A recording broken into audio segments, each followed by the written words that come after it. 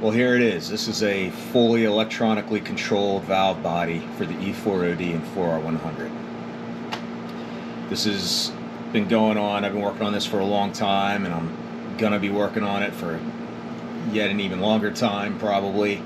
But what I consider this portion to be is the first of three big pieces required to satisfy the scope of this project.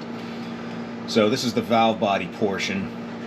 If you saw my previous video with the air manifold going through all the different activations of all six possible output ratios, this basically replaces what that air manifold was doing, except now it's all done internally, packaged in an OE four-wheel drive pan, and everything is instead now controlled by electronic solenoids.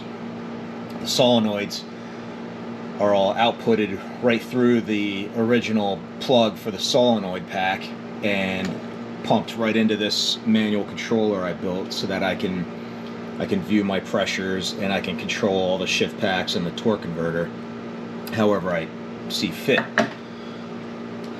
The next step into this project is going to be the gearing, and I alluded to this in the air manifold video, that you can just add the fifth gear to the 4R100, but you wind up with a narrower gear spread than you do in the 5R110. The 5R110 ratio spread is far more useful than what this would be. So crucial to that would be re-gearing of the internals to provide a much more useful spread that a truck would need.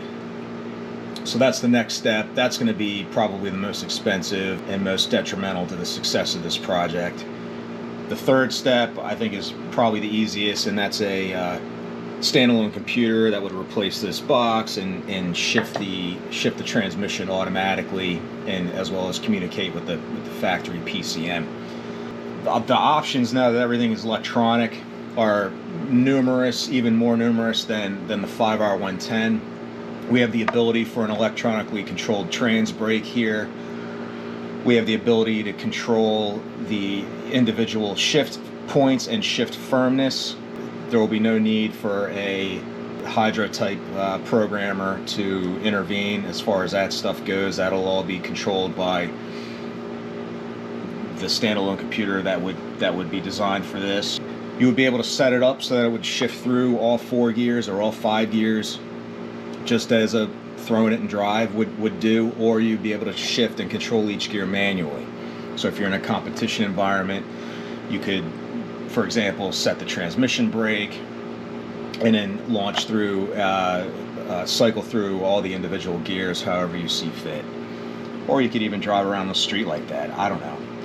Now that everything's electronic, there's much more control and much more functionality we can extract from this transmission. The next step, which is re-gearing the internals, is going to be the one that makes or breaks this whole thing.